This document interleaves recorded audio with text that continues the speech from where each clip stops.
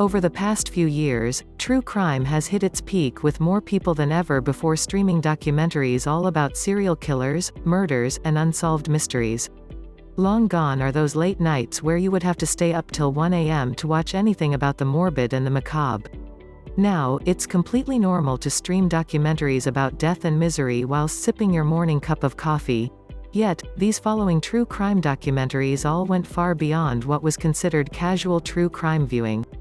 They managed to disturb audiences so greatly, that it was near impossible to stream them more than once. Watch at your own peril.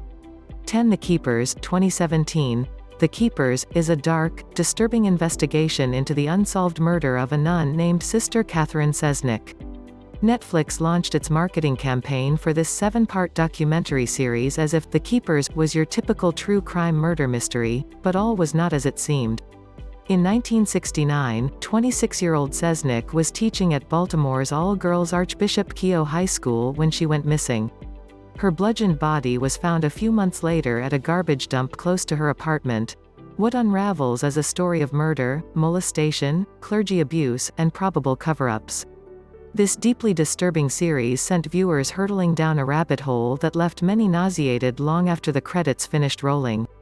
Former students at the school narrate the story as they detail horrifying acts of sexual abuse suffered at the hands of the school priest who was eventually found guilty of these crimes. Vice magazine reported, "It's harrowing and upsetting, and it will haunt you for a long time, which is part of what it makes it necessary viewing." 9 Good Night, Sugar Babe. The Killing of Vera Jo Regal, 2013. Good Night, Sugar Babe. The Killing of Vera Jo Regal details the tragic life of 24-year-old Vera Jo Regal who had the mental capacity of an 8-year-old. Vera Jo, unfortunately, met Sherry Brooks, a domineering mother of 9 children, who convinced her to fall pregnant with one of her sons. After Vera Jo had the baby, she lived with the Brooks family as their personal slave and Sherry cashed in the vulnerable new mother's disability checks. In 2011, Vera Jo was found brutally mutilated and covered in stab wounds in Findlay, Ohio. Daniel Bixler, a cousin of the Brooks family, and his teenage girlfriend Nicole Peters were charged with the murder, although they claimed they were under the influence of the others, meaning the Brooks family. Viewers were enraged at Sherry's quite blatant psychopathy as she manipulates and commands those around her. One of Sherry's sons even compares his mother to Charles Manson. From start to finish, this documentary is truly heartbreaking and one you can only watch once. 8 Abducted in Plain Sight, 2017. Abducted in Plain Sight is well known as one of the most frustrating and strangest true crime documentaries of all time.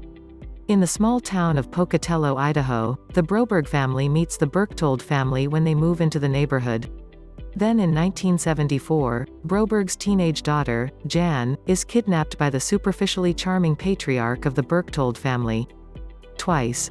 This 90-minute documentary packs in so many twisted themes including child molestation, kidnapping, grooming, Stockholm Syndrome, and the culture of silencing sexual abuse victims.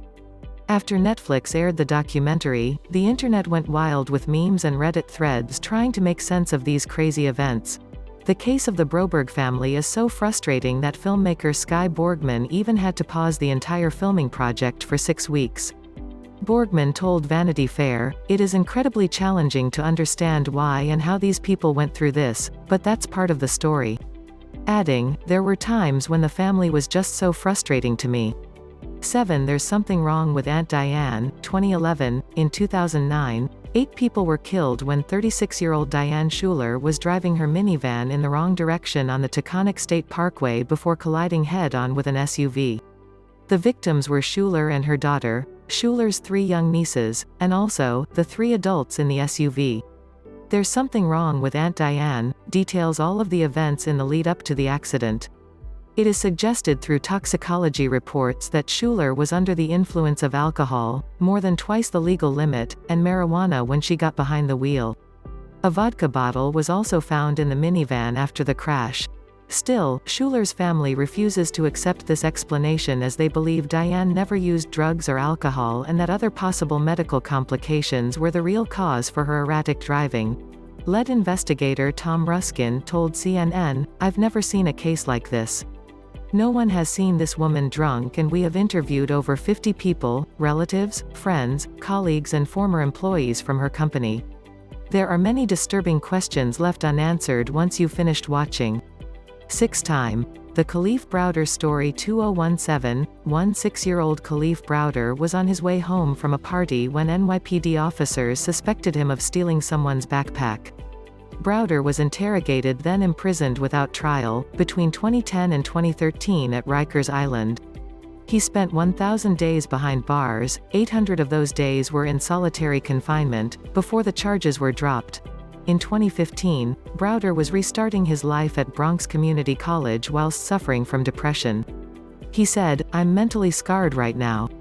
That's how I feel.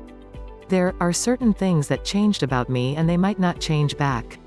He took his own life at the age of 22 years old. The 6-part documentary is produced by music mogul Jay-Z and Orange as the new black actor Nick Sando.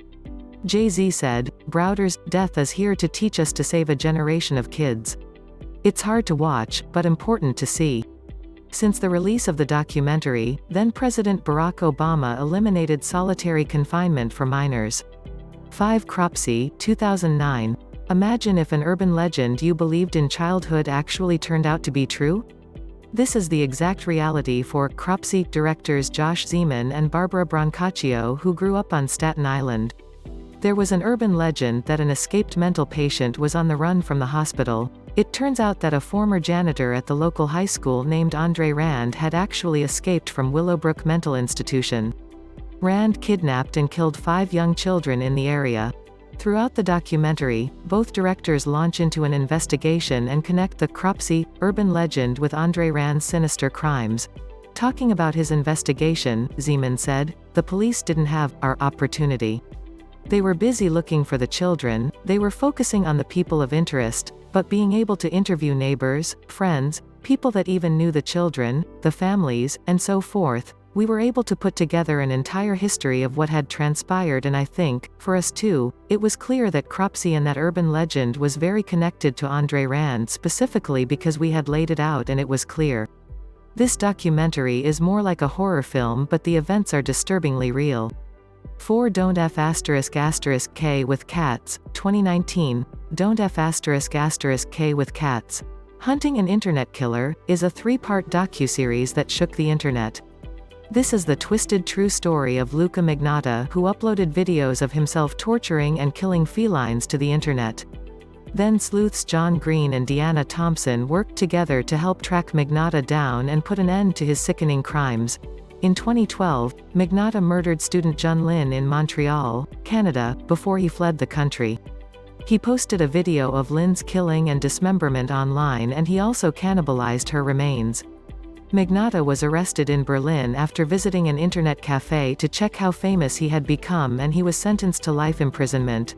Thompson revealed that hunting down the cat killer was an emotionally difficult job, as Magnotta would communicate with her online in a twisted game of cat and mouse. Thompson revealed, "Magnotta sent me a Nietzsche quote that really rattled me and was very prolific. The quote was, 'Whoever fights monsters should see to it that in the process he does not become a monster. And if you gaze long enough into an abyss, the abyss will gaze back into you.' Meaning that, hey, be careful that you don't get so involved that you become me."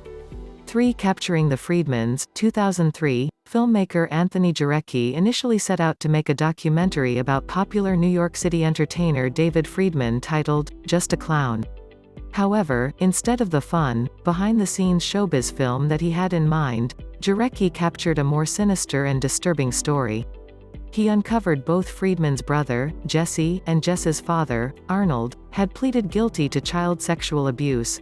In 1987, police intercepted a package containing child pornography addressed to Arnold Friedman, who was working as a teacher. Following a search warrant, they found further disturbing material and began questioning Arnold's young students. Next came a mass panic amongst parents and immense press coverage of the family. Using home video footage of the Friedman family from the days leading up to the trial, Jarecki explores the conflicting stories of the accused and survivors. The low-budget documentary was a hit worldwide, grossing more than $3 million at the box office and received an Academy Award nomination for Best Documentary Feature.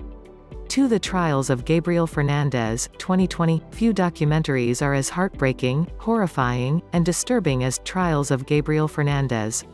Filmmaker Brian Knappenberger began documenting the trial of Pearl Fernandez and her boyfriend, Isauro Agaram, in 2018. They both stood accused of neglecting, abusing, and torturing Fernandez's 8-year-old son, Gabriel. Eventually, the abuse ended in the murder of the young boy after he suffered a fatal beating. They were both convicted of first-degree murder with special circumstances of torture. Many people took to the internet to share their horror and frustration with the Child Protection Services. Neither of the convicted contributed to the 6-part documentary, and many viewers were left with unanswered questions. How could this have happened to Gabriel? Why didn't social services step in? Why did everyone look away when Gabriel needed to be saved? Knappenberger explained, "Nobody listened to Gabriel when he was alive. A lot of people failed him, and there's a lot of reasons that this happened. But when you get to the end, it's about, how do you want to treat kids?" Since the death of Gabriel, the Social Services Department in California has hired more than 3,000 new workers who are now trained workers on how to interview children that are suffering abuse and detect physical injuries. One Dear Zachary, 2008. In 2001, 28-year-old Dr. Andrew Bagby's body was found in a park in Pennsylvania. Later, it was discovered he was shot and killed by his ex-girlfriend, who then fled to Canada, where she was able to walk free on bail. Then she revealed she was also pregnant with Bagby's son.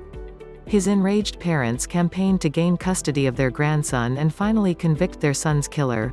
Bagby's best friend Kurt Cohen set out to make this heartbreaking film that pairs home movies and interviews with relatives.